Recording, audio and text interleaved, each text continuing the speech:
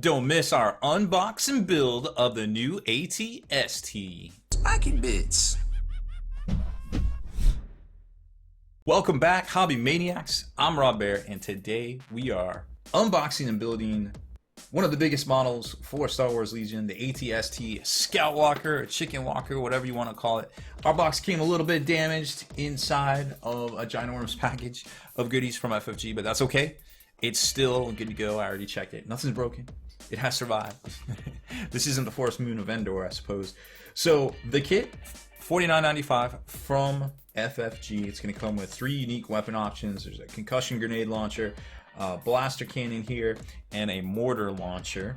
Here you can kind of get an idea of the size comparison. You're probably scratching your head because that's a 25mm base. This is ginormous. Absolutely ginormous. So 1 plastic miniature in here, 1 giant plastic miniature, 1 unit card, 6 upgrade cards, all the tokens, and the rules sheet for it as well as the instructions on how the heck to put this thing together. Now it is made so that I guess you could kind of store it in parts in this tray. Again, another tray from FFG. It's crazy. It's crazy up in here because normally they don't come with such things here. So you're gonna get the instruction manual. There's your tokens and your cards, your base. This is a 100mm round base, so some of you out there the gears might already be turning about how big this thing is. And 3 big bags of plastic parts, and this is legitimate multi-part hard plastic that we are accustomed to, at least some people, from Warhammer 40K. So supplement-wise, you're gonna get all of your tokens here, wound markers, your aim, and your standby, or excuse me, your aim and your dodge, your vehicle damage, more wounds, and your order token right there, the AT-ST card itself, and your upgrade cards here, which I don't quite understand General Weiss, but I don't know, maybe somebody out there in the internet land can explain it to us and leave it in the comments exactly, because that gives you, for a free action, Arsenal 2, which you do have to exhaust it for 10 points. It's pilot. I feel like it comes with that, so I'm not exactly sure why you would take that. It is for a ground vehicle. This is a ground vehicle, of course. This is going to have armor, so you're going to need the impact ability to get through it. It is going to be able to attack with 2 of its weapons, so the main blaster cannon here, and then any of its upgrades that you decide to give it, from the light blaster cannon to the mortar launcher to the grenade launcher. These are range 1 to 2, 1 to 3 right here, and this is 4 to dash. It's a fixed front. Targeted units must be inside of your arc. And suppressive, after you perform this attack, the defender gains 1 suppressive token, or suppression token right there. This is going to have impact. It's very similar, I guess, to the blaster cannon that comes on the other smaller rocker, the AT-RT, except for it has 1 white instead of 1 black, and it's 20 points. Comm links, comms jammers, we saw those on the speeder bike. No need to talk about those quite as much. Grenade launcher is going to do 2 black, ignore cover, fixed front right there. 11 health, rolling whites for white block dice, and its surge is going to be on defense. Kind of interesting to see. It's got lots of hard points, as well as 1 of the equipment and 1 pilot there. Fixed front, impact 3, so it's going to be switching at least 3 of its hits to criticals when it attacks. Very, very cool rules right there for 195 plus upgrades. So there it is. And next up is the instructions on how to put this bad boy together. It is, like I said, a hard plastic kit. It is seems to be very involved. Very, very involved, but they give you great step-by-step instructions. The halves of the inside of the legs, then the feet pegs. They mentioned something in here that you can model it so it's going mid-stride, but they recommend whatever you do that you glue both the feet down to the base, which I can get behind for sure. So it's very similar if you've ever put a walker together for Games Workshop's type of kits, or a Warhound Titan, not the Reaver and not the Warlord. It's very similar to Warhound, the arched leg kind of system there. And then I'm not sure if you can slot these parts in, which we're about to find out during the build part of this, But you might be able to, although they say you can glue in the pegs if you don't want to put the upgrades in. I feel like he should have all his weapons on him, so he looks cool whether you take the upgrade cards or not. And the blaster cannon goes in the front, which it's always going to have. And then your head mount column, which hopefully means you can kind of twist it and pick your pose there, depending on what you want to do. Now, the parts themselves, right here, as you can probably already tell, that is ginormous. This is really, really big. I was super surprised at how big this kit is. It comes pre-assembled for the most part in some assemblies here. I dig it, but I did notice there are some spots where you will see like a random glue thumbprint. So I feel like these were hand glued together in some instances. Like you can see where some glue was used. So I'm not sure if they're doing that at the factory and what have you. But either way, it was a, you know, kind of like a pleasant surprise, I suppose, as far as, you know, that kind of goes. This is the back, this is the front. So this peg is going to go in here where you're going to put the head.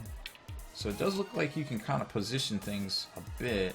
It seems kind of weird to see on the side, but I guess that's how it is in the movies. I'm sure they did all the research and everything for it. As far as the pegs go, let's see if we can slot these in.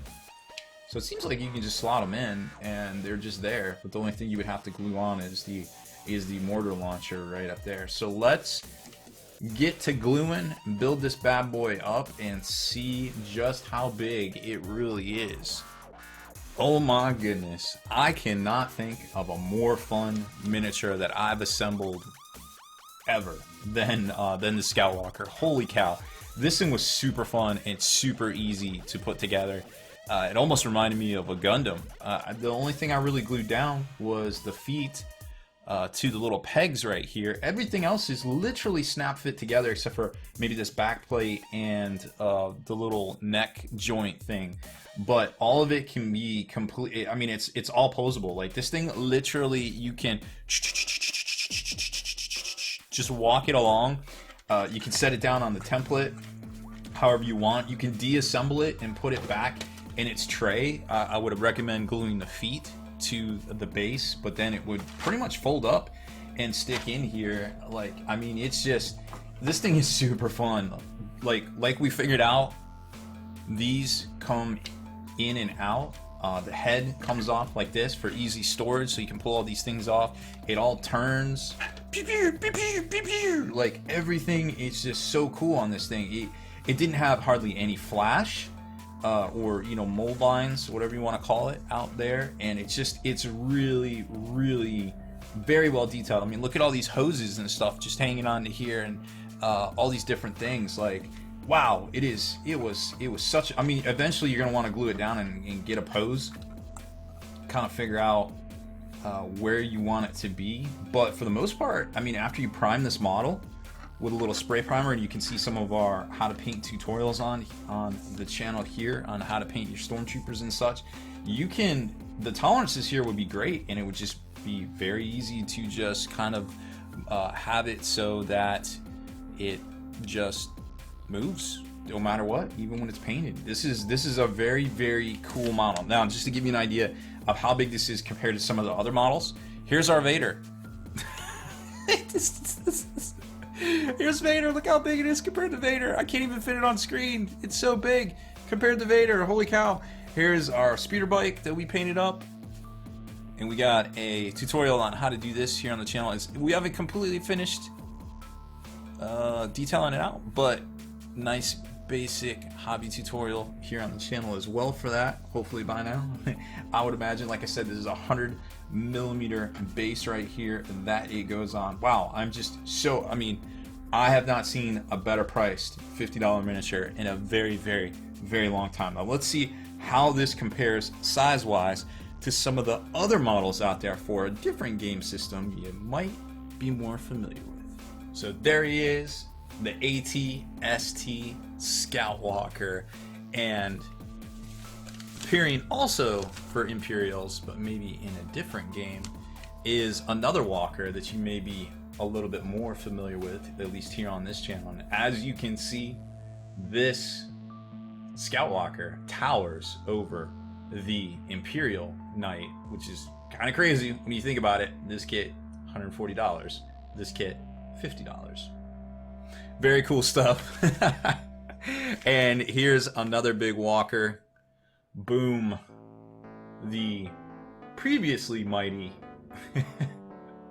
Redemptor Dreadnought, and suddenly very, very shy Armored Scout Sentinel for the also Imperials in Warhammer 40k. So here's another picture of how big, just how big this thing is compared to the Scout Speeder and the Dark Lord of the Sith himself, Lord Vader, for of course the same game. It's just incredible.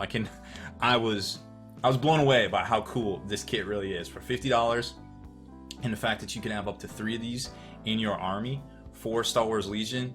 I mean, I just want to paint this thing up and put it up there behind me, you know, by the AT-AT from the last Star Wars miniatures game we got many years ago.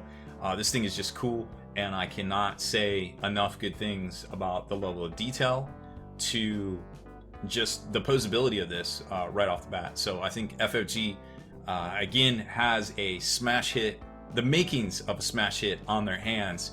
If the Airspeeder is anything like this, I'll have nothing but good things to say about that kit as well. So that's it for our unboxing and build of the new AT-ST Walker for Star Wars Legion. If you like these kind of features and want to check out some how to play tips and tricks for Star Wars Legion as well as tutorials, hit that subscribe button, turn on notifications so you can be the very first to like and comment on all these great features here on the channel. Deleted scenes, bonus content, and all the interviews and post-game wrap-up videos can be located in the Hall of Veterans on thelongwar.net. Visit thelongwar.net today and try a week completely free with no strings attached. That's not all. Thelongwar.net is also your hobby resource for exclusive early access with an ad-free experience to all your favorite videos. Members of the Hall of Veterans gain early exclusive access to multiple hobby videos.